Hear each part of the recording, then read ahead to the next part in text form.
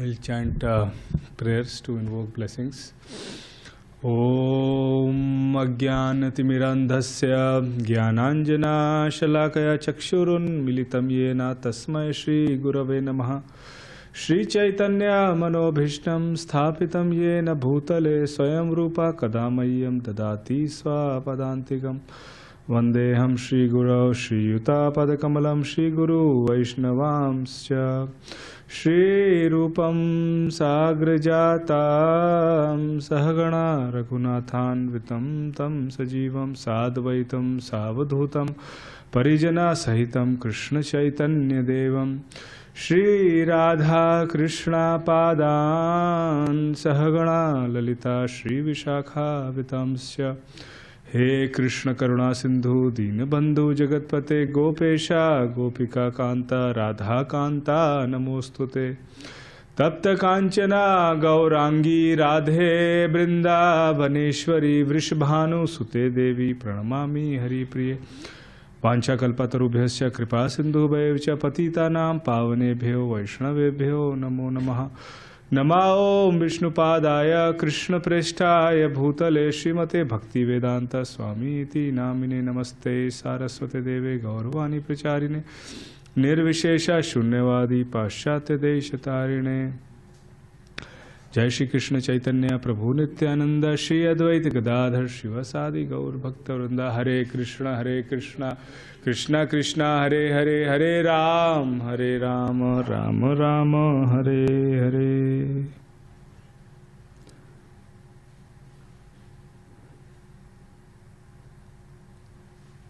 Hare Krishna. Welcome all of you to our special Ram festival. Lord Ram's welcome to Ayodhya, like Rupanur Prabhu mentioned, after 500 years, and everybody is waiting for this moment, which is about to come on 22nd of January. So, has anyone seen the deity of Lord Ram that is there? It's a beautiful deity actually. It's like a young boy. How many years old? 5, 6? Yeah, something like that. It's a 8 feet height deity, very beautiful, very nice. So, and yes, dark color, yes. They are calling Ram Lala, yes. Young boy, yes. So since it is, about Ram Lala, we will discuss few points about Ram Lala. And then, so I'll cover for 15-20 minutes, and then Ram Vilas Prabhu will also mention something about Vali and Sugriva. So, so just to understand the situation in which Ramayana was, performed, basically it was in the situation of crisis, right? When there were so many difficulties that Lord Ram faced. And he gave an example how in this material world we can set an example in the pursuit of happiness, because everybody is looking for happiness. And the meaning of Lord Ram itself means pleasure. Our scripture says, Sarve Sukhenu Bhavantu. Like, let everybody be happy. That is the objective or goal of the scriptures. But we are actually trying to find happiness in so many things which only satisfy our body or senses. But our true identity is actually that we are the soul. And the quality of the soul is Na jayate mrite va kadachin. The soul never dies, neither it is born. And when we understand that we are actually the soul and not the body, and the food for the soul is Brahma bhuta prasannatma na shochati na kankshati sama sarveshu bhuteshu mad bhakti lavte paran. So the soul is always looking for happiness, and we can be happy when we are at that stage, at the understanding that we are actually the soul and we can connect to Krishna, Ram. So at that stage, Brahma bhuta prasannatma, we are always happy. Na shochati na kankshati. We are not thinking what happened in the past. We are not lamenting. And we are not hankering what will happen in the future. Sama sarveshu bhuteshu. We see everybody equally. with love and see that Paramatma within everybody's heart. Sama sarveshu bhuteshu mad bhakti labate param. Only then we can actually attain the loving devotional service to the Lord in that state. So Ramayana actually exemplifies these principles, and one of the challenge that Ramayana shows us is when Dasharath Maharaj, he was very sad because he didn't had a son, right? He wanted a son. So Dasharath Maharaj and Kaushalya, his primary queen, they went to Vasishtha Muni to ask, how can we have a son? And then Vasishtha Muni asked them to perform a sacrifice. And that sacrifice was a deep meditation, auspicious sacrifice out of love, out of devotion for the Supreme Personality of Godhead. And they performed a fire sacrifice, which was done by Rishya Shinga Muni. And when Rishya Shinga Muni performed this sacrifice, and he offered that final oblation, with all his heart, all his love, all his devotion, then a personality emerged from the fire. It was a beautiful personality with silken robes, bluish in color, and with a golden pot in his hand. It was directly from the Vaikuntha planet. And then he handed over to Rishashinga Muni. And that pot had payasam. Payasam means it has milk, rice, and some sugar, right? So he handed over the payasam to Rishashinga, and Rishashinga Muni offered it to Dashrath Muni to be offered to all the queens. So King Dashrath then offered, one portion to Kaushalya, and one portion to Kaikeyi, and then 2 portions to Sumitra. And after they ate that, they felt like so much of spiritual ecstasy, bliss, and their body started having effulgence, and then they were pregnant. And for 12 months, the baby were in the wombs for all of these 3 queens.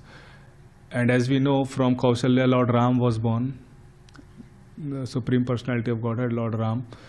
And few hours later, who was born? Bharat was born. Bharat was born. And then, after 2 days, Lakshman and Shatrughan were born from Sumitra. Bharat was born from Kaikeyi, right? Ram from Kaushalya.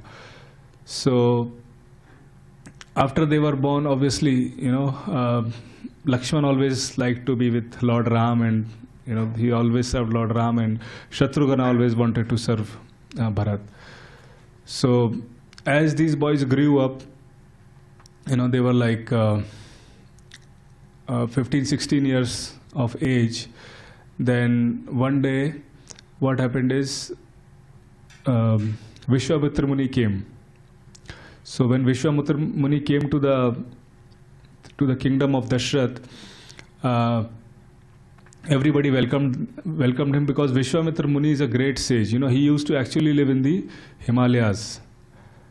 And he came down to a place near the Ayodhya region, and he started doing sacrifices there. So that place is called the Siddha Ashram. And in that Siddha Ashram, he was doing so many fire sacrifices.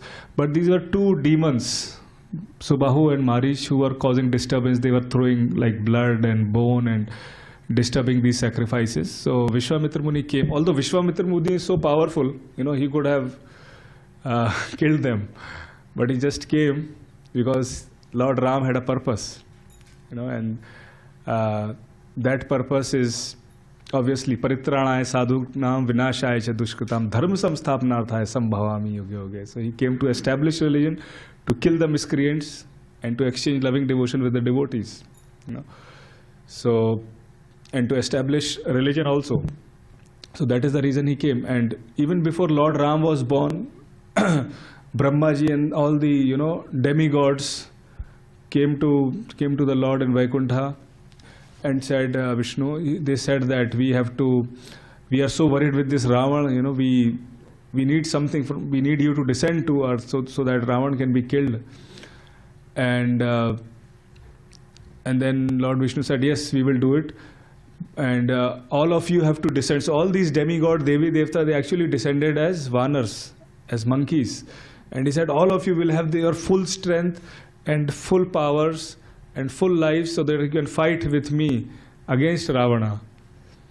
So that is what happened. And then obviously, yes, coming back to the point, Vishwamitra Muni came, and he was so respected that his feet were washed, he was offered nice seat and nice prasad and everything. And then Vishwamitra Muni said that I want something from you. So the king Dashrath said, yes, I am a Kshatriya, whatever you say, you are a saint, so it's my duty to fulfill that. And Vishwamitra Muni said, okay, now you have given me a promise, I want Lord Ram to come with me. And the reason is that we want to kill Marich and Subahu, who are the assistants of Ravana. As soon as Dashrath Maharaj heard the name of Ravana, he said, no, I cannot send Ram, because everybody knew Ravana is such a, he makes everybody's cry. That is the meaning of Ravana, one who makes everybody cry. So we don't want to send Lord Ram to you, with you. So he said, but you are a Kshatriya and you have promised me. If you do not fulfill my promise, I curse you, your whole dynasty will be destroyed. So Vishwamitra Muni was so angry. And then Vasishtha Muni actually interfered, who is a counselor to Dashrath Maharaj. He said to Dashrath Maharaj that, don't worry, Ram is God himself. He has so much power, he can kill everybody. And this is the reason that he has descended on this planet Earth, to kill all these demons. So there is no problem, you let him go. Nothing will happen to Ram. Ram can kill so many demons like this. So Dashrath Maharaj, he fainted. He fainted 2 times. His heart was like broken so badly. He was so upset. Yeah, he had so much of love and affection for Ram. Ram was his lifeline. And finally he had to send Lord Ram. So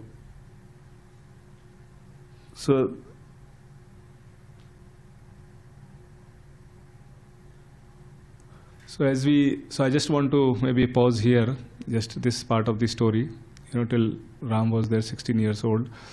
And one important point I also wanted to share is about the authenticity of Ramayana. So this week we went to Balboa Park there is a Natural Science History Museum. Has anyone been there? Science History Museum? It's about dinosaurs and all these fossils, So fossils date back to like millions of years old. And there were few things which were 200 million years old. Like they said, there are mammals who, like in today's world, they're opossums. They used to look like that. And few things they mentioned were 20 million or 2 million. So from 1 or 2 million until 200 million, they had records that yes, things existed. So when we talk about Ramayana happened in which yuga? Treta Yuga. Right? And this is Kali Yuga. And for Kali Yuga, how many years have passed? Around 5,000 years have passed. So Kali Yuga is 432,000 years. And before that, the Dwapar Yuga is how much? 864,000 years. And then Treta Yuga. Treta is around 1,200,000 years. So if you add 1,200,000, 800,000, it is like around 2 million years old. So if science is also saying, all these history museums are also saying that things existed, then why can't Ramayana exist? Why can't Lord Ram and all these places exist 2 million years back? So this is scientifically, archaeologically, and obviously as per Valmiki Ramayana, there are different places that are there that exist, right? That are there, and through different fossil studies, all these things are proven. So through science, through archaeology, and finally through devotion. When we chant the name of Lord Ram, like in the Hare Krishna Mahamantra, we have the name of Lord Ram also. So when we chant the name of Lord Ram, we meditate on him, on his pastimes, then we can feel that bliss, that connection, right? And that reciprocation is there. So that also is another proof that yes, all these things are not sentiment, it is reality. So yes, with that conviction, with that faith, and with a humble heart and grateful heart, and Ramayana is ever fresh, treating. It's not that. Sorry.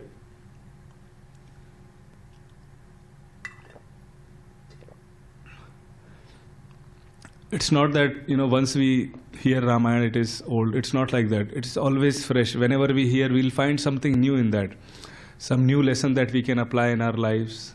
Some new principle that can help us in difficult situations. Because ultimately in this world, there are so many challenges, there are troubles, and everything is changing. The only thing that is constant is change. And the shelter of Lord Ram is always there. It will never change. He is always ready to provide us that shelter. So whenever we are in challenges, in difficulty, we take the shelter of Lord Ram's Katha, his teachings, the holy name of Lord Ram, and make our life successful. So because everybody needs shelter. If we don't take shelter there, we'll take shelter somewhere else. And we don't know what something else will lead us to. So with that principle, I pray that all of us can imbibe, these teachings of Lord Ram and make our life successful. And ultimately, at the end of our life, we can chant the name of Lord Ram like Jatayu did, and go back to his abode. Thank you very much. Jai Shri Ram, Hare Krishna. Now I will invite Ram Vilas Prabhu to come.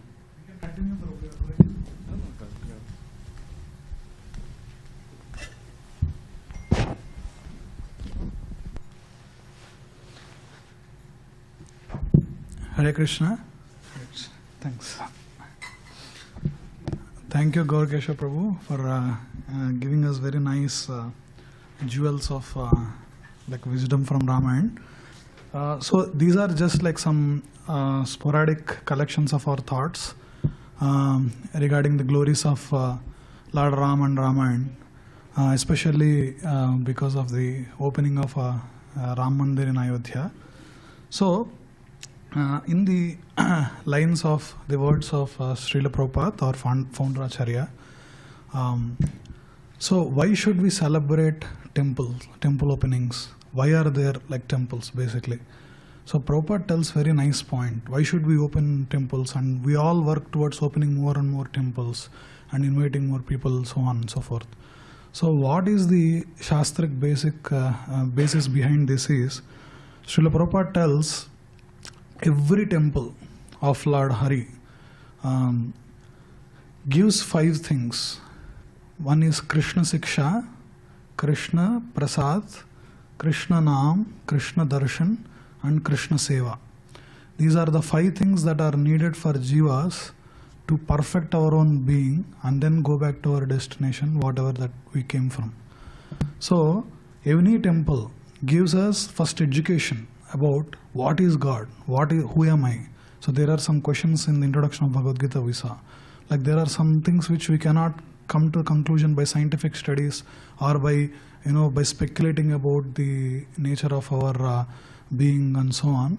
So these questions like who am I, like where am I coming from, what is my purpose, why am I suffering, all these questions to answer you need education, and that is not something given from a perspective of like sense perception or like from scientific study or from speculative study, but it should be given to us like how a manual is being given to fix any electric equipment. Like I said in last class, like if you have a refrigerator and a manual associated with it, so that manual we can utilize its purpose and we can use it well and we can do justice to it. So that manual are Shastras, like scriptures like Bhagavad Gita, Bhagavatam and Ramayana basically.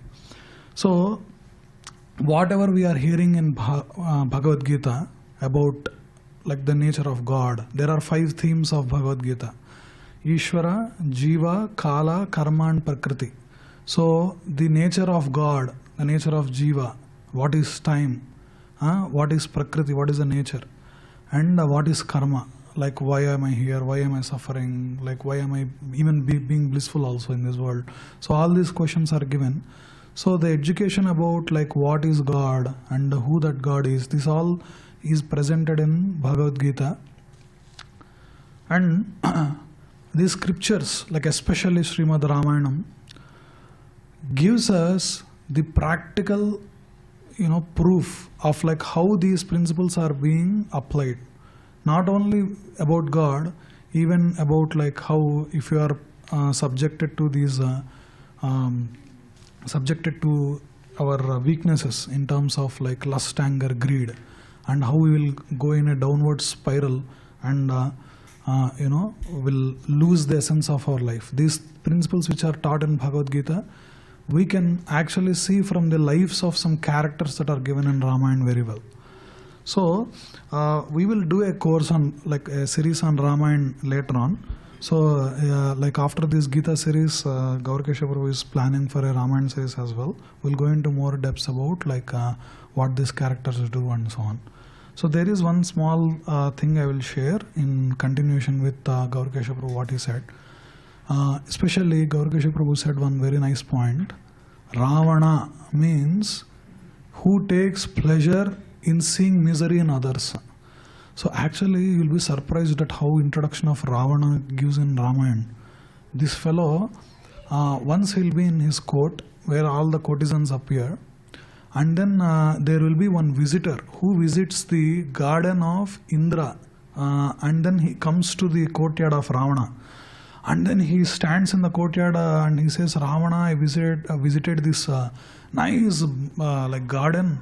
It was so beautiful. Oh, like you can see this description in Parijata flowers. So there is a white elephant, Airavata. All this is describing. And Ravana listens, and he immediately takes up, gets up and just vanishes there. And then he immediately goes to Indraloka. And then Devendra, of course, is already Brahmavara Prasadi. Like Ravana already has the boon from Brahma, so he'll be like, he has good austerity, the tapasya power. So then Indra receives him and he said, hey Indra, I heard so many glories about your garden. Can I get a look? He said, of course you can. And then he says, you can go. This fellow goes in the garden and completely destroys it and comes back. So that is Ravana. So there is one story, one small pastime I'll say very fast. Like that is what Ravana is. And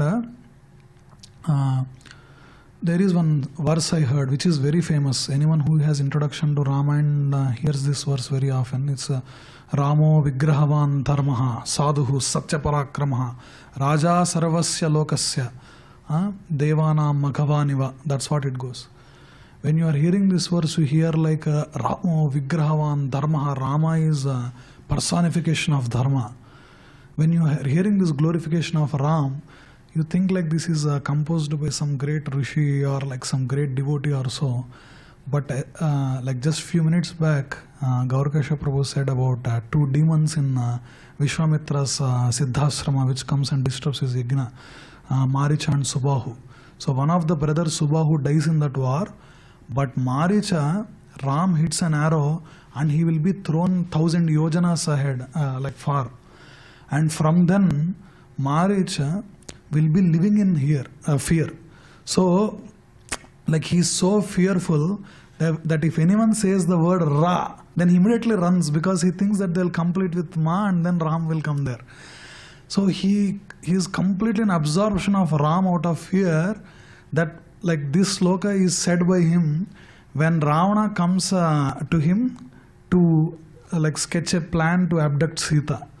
So, but this is one of the glorified verses because before the starting of this, Valmiki mentions that, Ravana is coming and speaking this, and Maricho Mahatmanaha, he will say. The Mahatma Maricha is speaking, he will say, but he is a demon.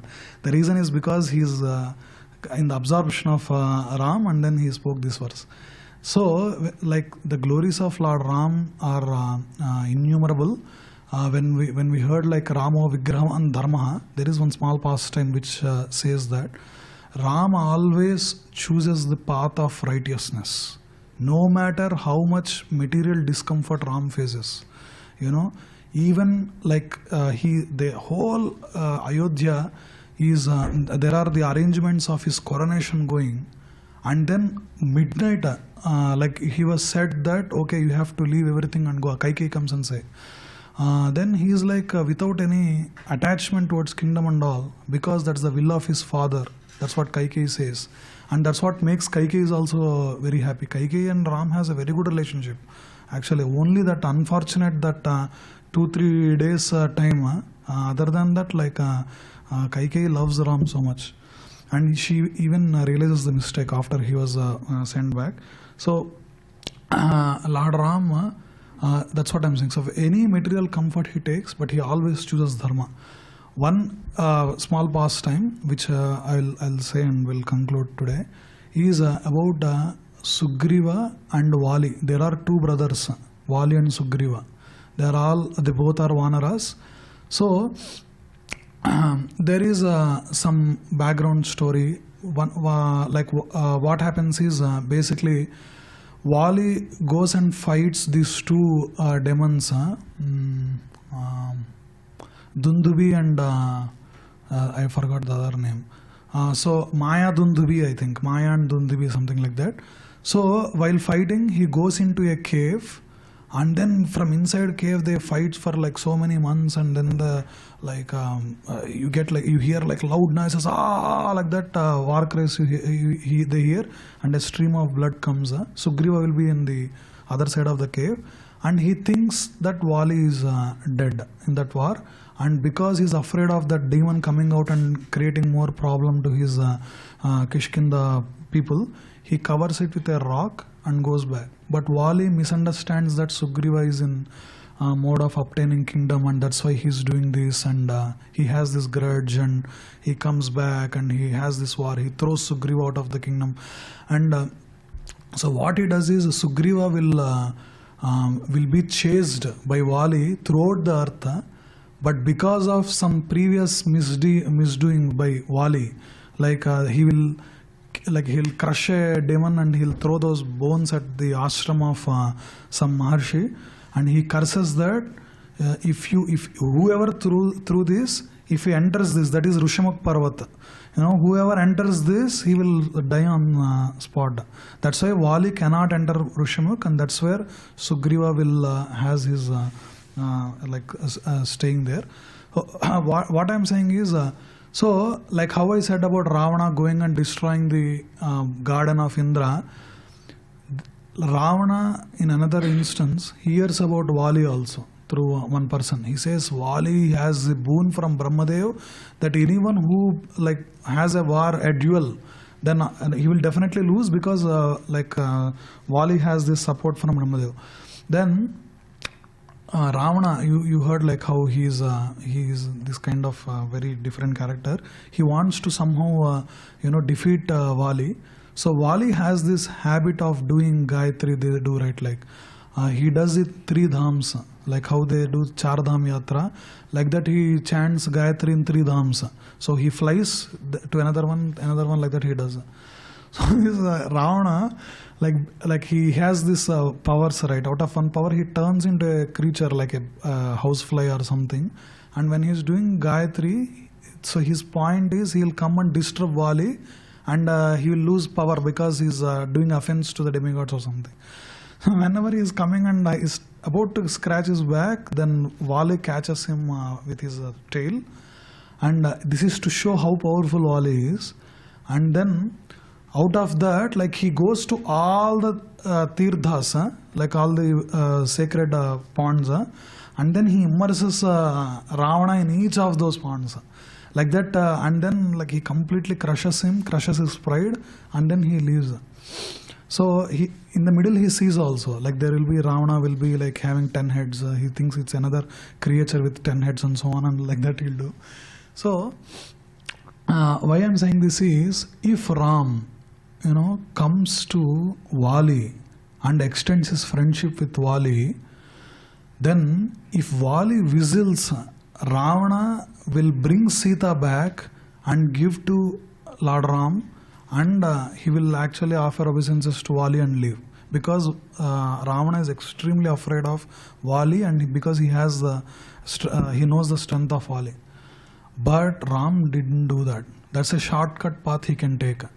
But Ram didn't do that. He extends friendship to Sugriva, because in the fight between these two brothers, Sugriva and Vali, Sugriva's stance is always Dharma, like it is the Dharma. Vali's stance is wrong. He judges poorly. He thinks that Sugriva abducted my wife, abducted my kingdom. But actually that's not true. There are some dharmas again he quotes, and Ram will explain after shooting the arrow and so on. So what I'm saying is, Ram always favors those who follows the words of Shastras. There is a small thing also, like even when Ram comes off into the exile into the forest, he comes to know later that his father has left the body. Dasarath left the body. There will be some minister who speaks, Jabali actually, I think Jabali speaks saying, the Shastras, they say so many things, it's okay, you gave, you can come back and take. Ram actually defends the position of Shastras. Again, the materially comfortable stance is Ram to be, okay, things happened, technically I did vanvas because I just came off, so I can come back like that. There are so many shortcuts Ram could take. But Ram always stands towards Dharma, and he always loves and supports people who follows Dharma. That's what happened with the Vibhishan case. Even though he is born out of a family of demons, but still Ram extends his shelter to the people who surrenders. So one last point is, Shubvilas Prabhu, an expert in Ramayana, he visited our San Diego congregation like last year and before last year also. In one of the home programs, he said a very nice striking point, which I thought we can just discuss and we can put it in our hands. One thing is, so the entire Ramayana is about the journey of Lord Ram, and three places are predominantly visited. One is Ayodhya. Ayodhya means one which cannot be defeated by external forces. That's what the Sanskrit meaning of Ayodhya is. So in Ayodhya, you have all these people who loves Ram, who follows the principles of Dharma so properly that it's so auspicious, it's always victorious, that because, and everyone is so a close associate of Ram. Actually, when Ram is coming out of exile, the entire kingdom will be emptied and they'll follow Ram. Ram has to literally escape from them. When they are sleeping that night, he will literally escape just to leave them ahead and do his exile thing. So you have Ayodhya, who are people with pure heart and with pure notions of devotional service and all what they do, which is following precisely to the Shastric principles. And there are people who are in Kanchana Lanka, that is the abode of, not abode, it's the kingdom of Ravana. So where people are gross materialists, they have no religious principles. When Sita Maya is abducted, the description, when in Sundarakanda, when Hanuman sees her, he'll be like, what is this, he'll think. Like people have absolutely no sense of proper relationships or whatever it is. People are very, women are like that, men are like that, kings are like that, everyone, the demons are like that. They are always in the spirit of whom to defeat, which demigod to defeat. They are all completely gross materialists. And there are Kishkinda, like other than Hanuma, like there are people, Hanuman, Jambavan, these are all somewhat pure people. But there are these kind of people who are Vanaras, means who are not men, literally. Means they are in kind of middle. Like if they have like nice company, they serve Ram. Actually, even Sugriva, when he wins over Vali in this duel, like Ram gives 4 months, Chaturmasya. 4 months you do whatever enjoyment, like you recover your strength, gather your armies, whatever you do. But after 4 months we are going and on our pursuit to find Sita, as you promised according to our Sneha Dharma. But these guys will forget actually. Then Lakshmana will go and actually warn like Sugriva, like you are crossing your word, and one thing Ram doesn't like is going back on the word. Ramo dvirna bhivashate, it says in Ramayana, like Ram will not have a second word. That means once he says, it's like he sticks to it. So even we also, like there are pure people like pure devotees of Lord Hari who is in Vaikuntha, and turning completely away from Lord Hari is like people in Lanka who are completely immersed in the materialistic activities. So we are kind of in middle, like Vanaras, So by the grace of Vaishnavas and like monks who are running these temples so well, we have to take advantage of it. And like how at the end, like entire Vanaras started moving after the victory towards Ayodhya.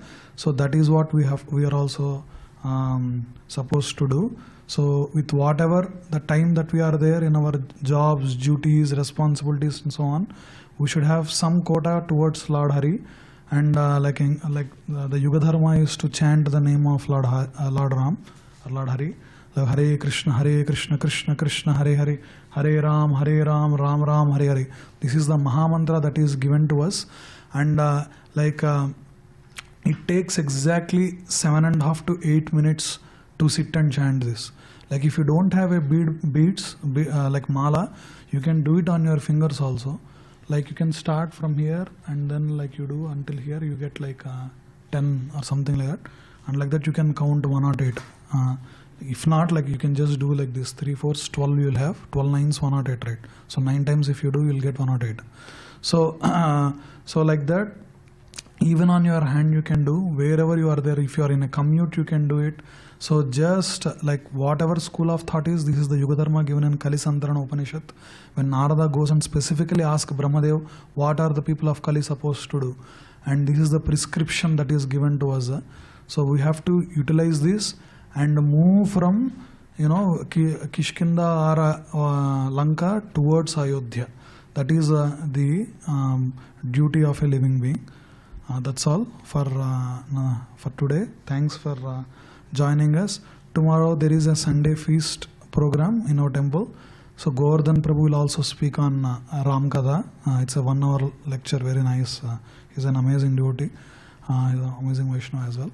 So please take part if you can. Hare Krishna. If you have any comments or questions, you can ask. And prasadam will be served here because it's raining and it's cold outside. Yeah. Hare Krishna. Yes. Let me find a mic.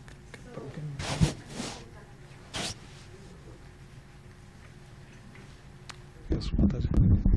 So you said very rightly that Ayodhya is called the place where it is not defeated. Yeah. And then Sri Ram was born there, and the meaning of Ram is he brings joy. Yeah. Right? And then the challenges come to your life, and then when you kill the person who kills, the meaning of Ravan is like who kills joy. Yeah. Right? Yes. So it's so much like intertwined, like those words also have such great meaning in depth. Yeah. So this is a new thing which I learned from Ramayana today. Yeah, nice. Yeah, and nice. all the Gaura Prabhu said, all those devtas, they came in the form of Vanara.